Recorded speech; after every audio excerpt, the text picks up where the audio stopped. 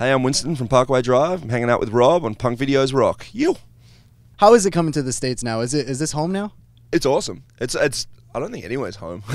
Home is home in Byron, but like we spend so much time on the road that like we're spread out all over the globe now. Yeah. So, but it's really nice to be back. We haven't done a headlining tour since the Atlas release tour. Right, so it's been a while. yeah, it's been like 3 years or something. So it's nice. How do you live like that? You do it. We've been doing this for 12 years now. We've just been going and going and going, and Right. it just doesn't stop. So get used to it. With those 12 years, we're gonna jump into the album. With those 12 years, it was time for some kind of musical changes. Why now for that change? Pretty much because we started doing this because it interested us. It was interesting. Like it was something that we had no ability to create in the first place. Like we're just a bunch of punk and hardcore kids, and we're like, let's write some heavier music. Let's try some metal stuff. Right. And after doing 4 full-length records, we literally felt as though all the creativity we had within that structure and confine of writing that we'd created had reached an end. Like we just felt if we made another record of that style, it would just be going over exactly the same stuff that we'd done. There was nothing new that we felt we wanted to bring to it creatively, so we just kind of decided to try something else. And what was that in the studio? I mean, I'm sure that took you out of your comfort zone. You did a lot of new things.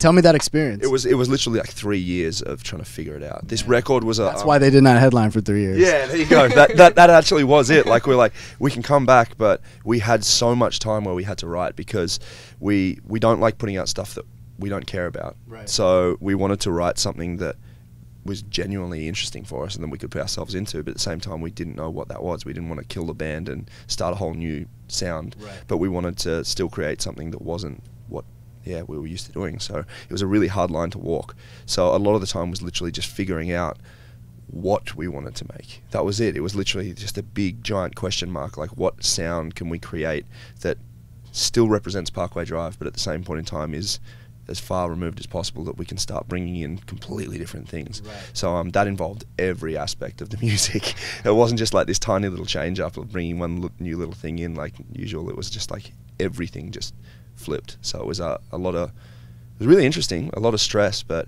right up until the record was finished, we didn't know if like half of those songs were even going to work. So yeah. How many songs did you actually, I mean, with that kind of time frame, how many songs did you actually go through before you finalized the record IRE? We only generally ever record what we have. Wow. To be honest, we're not one of those bands that's like, we write 40 songs, then we pick the best. We don't work like that. We focus on one song and then we work that song until it's the exact creation that we want. That being said though, some of these songs went through like 60 incarnations. Like there's some songs that started off as a whole different thing, and then if you go back to what it was, there was one riff that started in the original song that's getting used, and all of a sudden that's turned into the main riff, and like things like that have been flipped around so many times that the way it turns out is completely different to the way it started. So that being said, like there's so much music that didn't make it onto this record that we probably could write an entire new record out of that cut off stuff. Wow. But yeah. B-sides maybe. Yeah, we'll see how we go. Like the good thing has been like this was an entire process of us trying to create something that we didn't know was possible.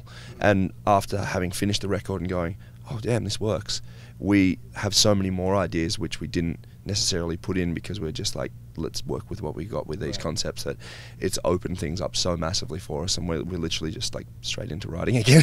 So it's cool. Now with this record, I noticed the name of the producer doesn't ring a bell. You guys used someone that's, I want to say he's brand new. Why did you guys choose to take that route after 12 years? Yeah, he's our sound guy. He's our front of house sound guy.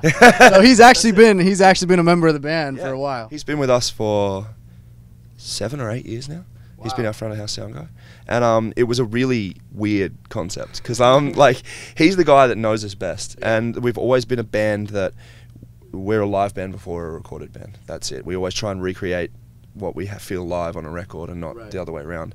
And every time we've done a record, we've been really stoked on it, but he's always been like, that's good, but I swear I could do something that would be a little bit better. And we're like, you're the front of house guy, you stay there. So he's always been hinting at it. He's been hinting at it, but we never had the guts to really try it. And the other thing was, like, he has always been saying as well, like, I think you can do more with the band sound.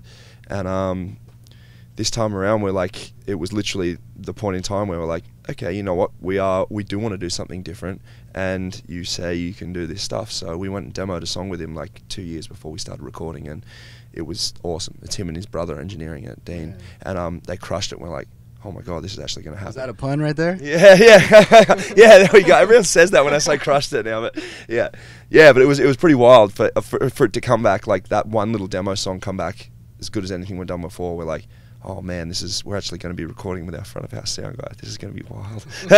So what if you didn't like the record and then you're still on tour with him? Yeah, exactly. Like that's the big stressful thing. He's been stressing out more than us because he's like, I don't want to be known as the man that killed Parkway. Like that's it. Like he was absolutely terrified. We're like, whatever. We made something we love doing. You loved recording it. We're so super stoked with it. He's like, yeah, but it's not your name on it. Like I could be the man that killed this band.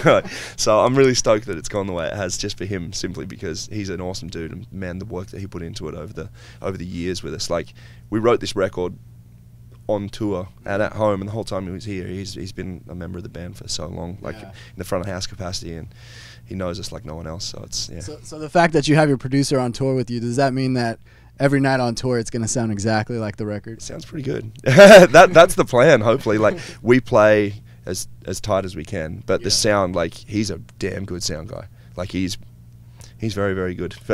Unless you're standing like right in front of one speaker and you're that guy that like it sounds shit because you're sounding 2 centimeters away from the sub or something, like he does a really good job. So hopefully, if it sounds bad, it's because we played bad. Put it that way. Maybe that'll open doors for him though. More records for him on his resume. Hopefully, yeah. With the song "Crush," that video was insane, and I just saw the behind the scenes of it, and that looked like it was crazy. What was the real experience? Because I'm sure there was a lot that was cut off on that video. It was terrifying. It was really terrifying. Like we had this theory when we made it. We're like, we bought into the fact that it was a trick. Like it's trick photography. It makes it look like gravity's shifting because the filming shifts.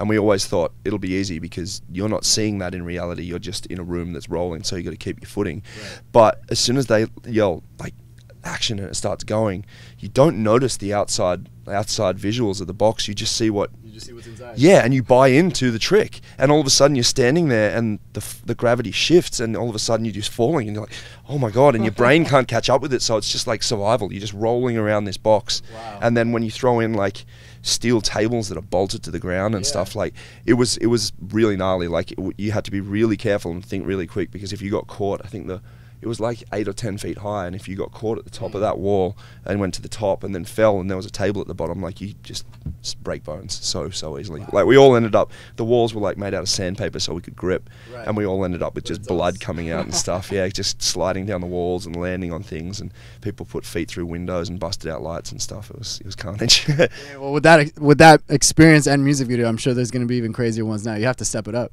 That's the problem as well. People are like, what are you going to do? We jumped out of a plane for Vice Grip, and then we're like, let's go to Gravity in the next one, and people are like, oh, that worked well. So we're like, Jesus Christ, we set ourselves up for like torture in the next one or something. So I don't know, we'll see how we go. This is for the fans for waiting 3 years for another headline, right? No, we're not gonna wait that long. This is the biggest gap we've had, or the slowest we've been with touring, and it wasn't so much deliberately not touring. It was just we had a lot of focus on other things, and we've definitely made a point that we're like, we've been really, really slow with coming to America a lot. So we're gonna be back a lot more. So Now with a break like that from shows out here in America, and obviously an album, how were you guys able to manage 10 years with the same label? I don't think a lot of bands can actually do that. Awesome. They're awesome. That's it. It's like the labels we're associated with, Resist in Australia and Epitaph over here, are both, they're friends, and they're absolutely amazing. Like before we started this band, we loved Epitaph. We loved that. Like they're the bands we grew up on. Like and then to be associated with them and have them sign us was like, we couldn't believe it. And it's still the exact same situation. Like it's one of those things where people are like, how do you deal with it? Are people trying to change your sound? Are they doing this and that? Like, to be honest, all that happens is we say we're going to write a record, and they say, cool, tell us how we can help. That's it. That's literally it. They just help out in any way they can, and they're the family that we have in America that give us the chance to do this. So yeah, it's lucky we've never been screwed by anyone. Well, that's good. And the tour just started for the IRE tour just started here in North America. This is like day 3. Day two. It's only day 2. Yeah. All right. So in preparation for tour, especially when you come out to the States, how much does it differ? So like it differs dealing with jet lag, and I squashed it today, which is really nice. But some of the other guys, like they woke up at like 5 in the afternoon or something today, and they're just wrecked. So, but other than that, it's not. We're in this really weird position as a band where we get to play shows to like a sweaty club full of 300 people or on a stage for 30,000 people. Right. So we can do absolutely anything in between, and it's the same. It's a very same mentality for us. We just play and give 1,000,000% every time we can. So coming to America, like the show in San Diego last night was off the hook. Yeah, it's absolutely crazy. So and tonight's sold out already. So it's one of those things. I think our fans are so awesome that we never have to feel like we're working for it. It's simply one of those things where we're there to have fun, and they're there to have fun, and everyone gets it, and it just kind of turns into a riot. Yeah. It's great. Well, I'm excited to see the performance of the new album. Yeah. Are you guys playing the whole album tonight? No, we're never going to be one of those bands that just like discards the old stuff, because we know that we've got to this position because people have held onto a lot of our songs really dearly. And we're never going to be one of those bands that sacrifices all of that stuff and discards it. So we got a mix of absolutely everything. Cool. That being said, there's a chunk of old stuff, but there's just as much new stuff. So it works out really well. It's nice. I definitely can't wait for that. Yeah. Now, like I said, the tour just started 2 days ago.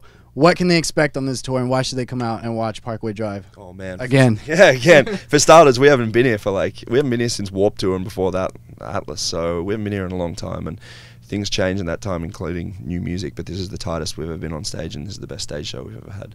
And if you haven't figured it out yet by the fact that the shows are already selling out, if you don't get tickets now, then you're going to miss out.